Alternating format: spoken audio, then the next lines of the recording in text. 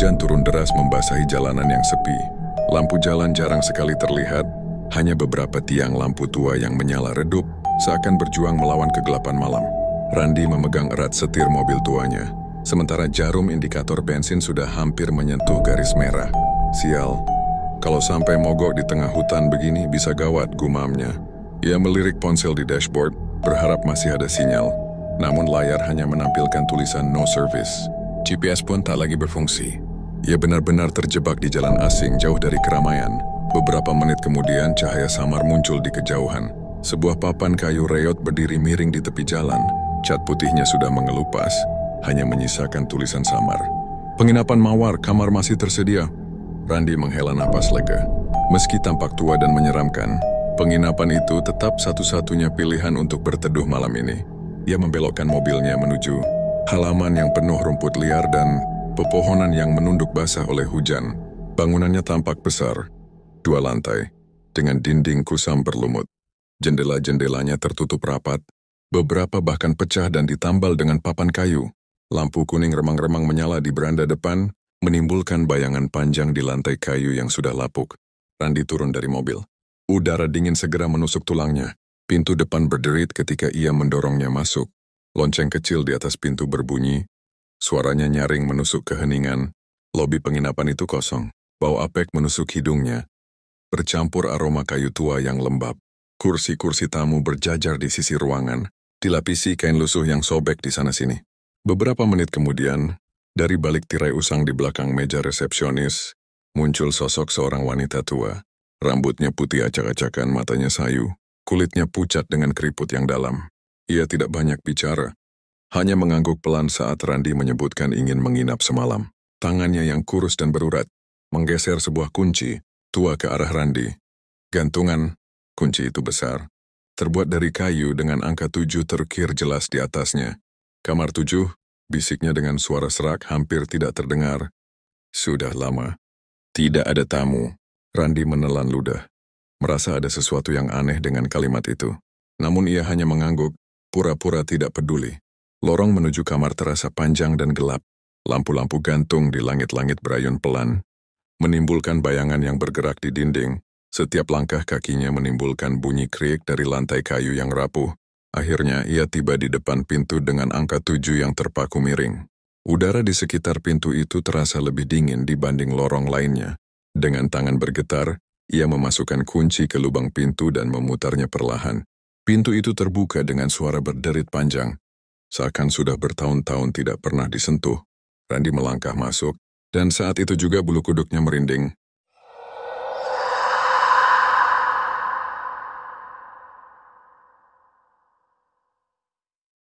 Kamar nomor 7 tampak usang dan berdebu. Dindingnya mengelupas, warnanya pudar, seakan cat itu sudah lama tidak disentuh kuas. Di sudut ruangan, ada ranjang kayu tua dengan kasur tipis yang mengeluarkan bunyi saat disentuh. Sebuah meja kecil berdiri di sampingnya, menopang lampu dengan cahaya kuning redup. Randi meletakkan tasnya dan menghela napas panjang.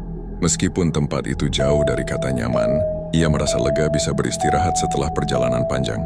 Hujan di luar makin deras, suaranya memantul di atap, seperti genderang yang dipukul tanpa henti.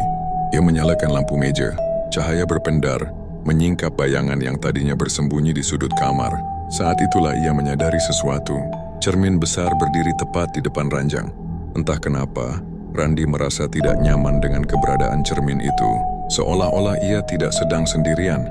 Dengan wajah letih ia menutupi cermin itu menggunakan jaketnya, lalu berbaring di kasur. Waktu berjalan lambat. Jarum jam dinding menunjuk angka 2 dini hari. Udara di kamar semakin dingin, padahal hujan sudah mulai mereda. Tidur Randi tidak nyenyak.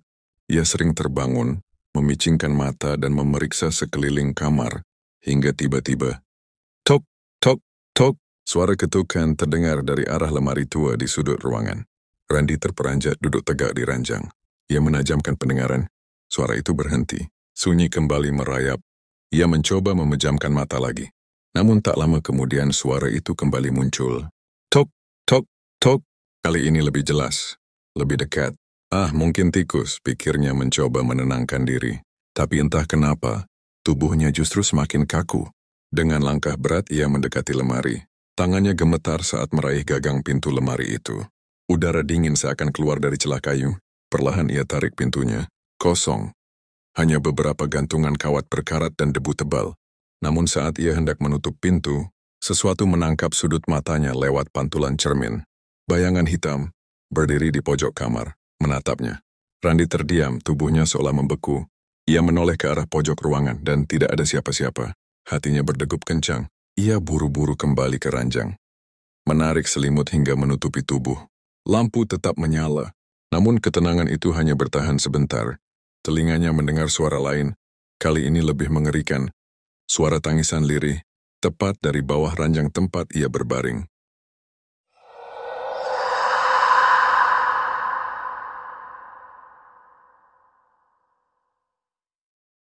Tangisan itu terdengar jelas, pelan, bergetar, seolah berasal dari tenggorokan yang tercekik. Suaranya lirih, namun cukup untuk membuat bulu kuduk Randi berdiri. Hah. Randi membeku di atas ranjang. Jantungnya berdegup kencang seakan hendak pecah. Otaknya berteriak agar ia segera kabur dari kamar itu, namun tubuhnya tidak bisa bergerak. Tangisan itu terus terdengar. Kadang lirih, kadang mengerang, seperti seseorang yang sedang berusaha menahan sakit. Dengan napas tersengal, Randi memberanikan diri mengintip ke bawah ranjang. Ia menunduk perlahan, menyingkap selimut yang menjuntai ke lantai. Gelap.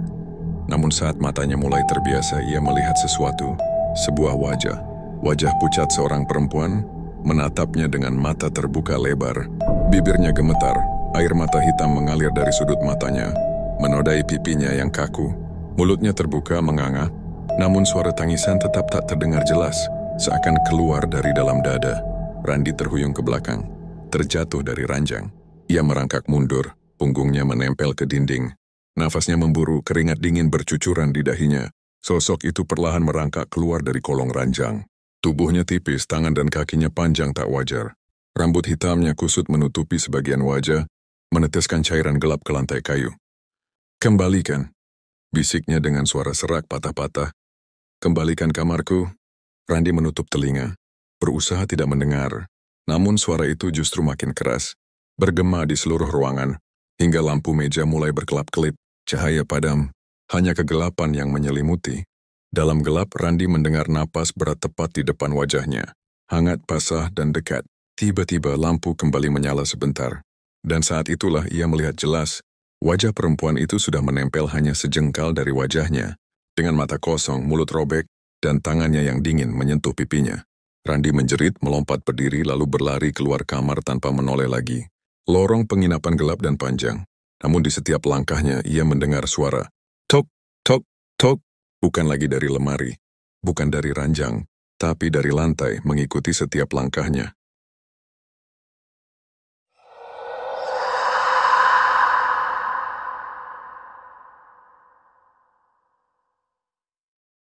Randi berlari sepanjang lorong, napasnya terengah-engah, lantai kayu berderit di setiap langkahnya.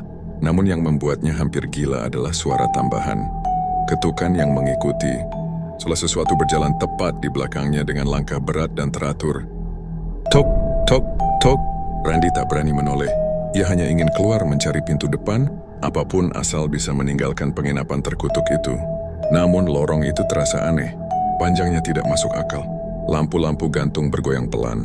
Bayangan hitam bergerak mengikuti arah larinya. Akhirnya ia melihat tangga. Tanpa pikir panjang, ia menuruni anak tangga yang berderit keras. Lobi penginapan terbuka di depannya, sunyi kosong seperti tadi malam. Randi hampir sampai di pintu keluar ketika tiba-tiba, "Mau kemana, nak?" Suaranya serak, namun menggema di seluruh ruangan. Randi berhenti mendadak. Dari arah meja resepsionis ke si wanita tua muncul.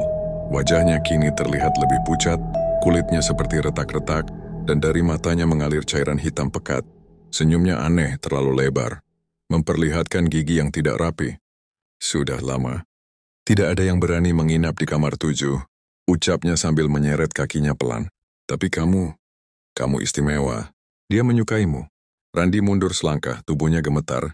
"Apa yang kalian mau dari aku?" teriaknya putus asa. Wanita tua itu mendongak, tertawa lirih. Tawa itu terdengar serak, patah-patah, seperti ranting kering yang dipatahkan. "Kau sudah melihatnya, bukan?" Dia hanya ingin kamarnya kembali, dan tamu terakhir yang menemaninya. Tiba-tiba, semua pintu kamar di lantai atas terbuka serentak. Bunyi bang, bergema, membuat debu jatuh dari langit-langit. Dari balik lorong gelap, suara langkah-langkah mulai bermunculan. Banyak, tak hanya satu. Randy menoleh ke arah pintu depan. Hanya beberapa meter lagi. Ia berlari sekencang mungkin, mendorong pintu kayu itu dengan sekuat tenaga. Namun pintu tidak bergerak, seolah-olah dikunci dari luar. Di belakangnya suara langkah-langkah semakin dekat. Lantai kayu berderit, suara napas berat memenuhi ruangan. Randy menendang pintu berkali-kali. "Buka, buka!" teriaknya dengan panik. Wanita tua itu kini berdiri tepat di tengah lobi. Wajahnya mulai berubah, kulitnya terkelupas, memperlihatkan daging hitam yang membusuk di bawahnya. Matanya melotot, mulutnya menganga lebar, lebih lebar dari manusia biasa, seakan bisa menelan kepala Randy bulat-bulat. "Kau, tamu terakhir malam ini."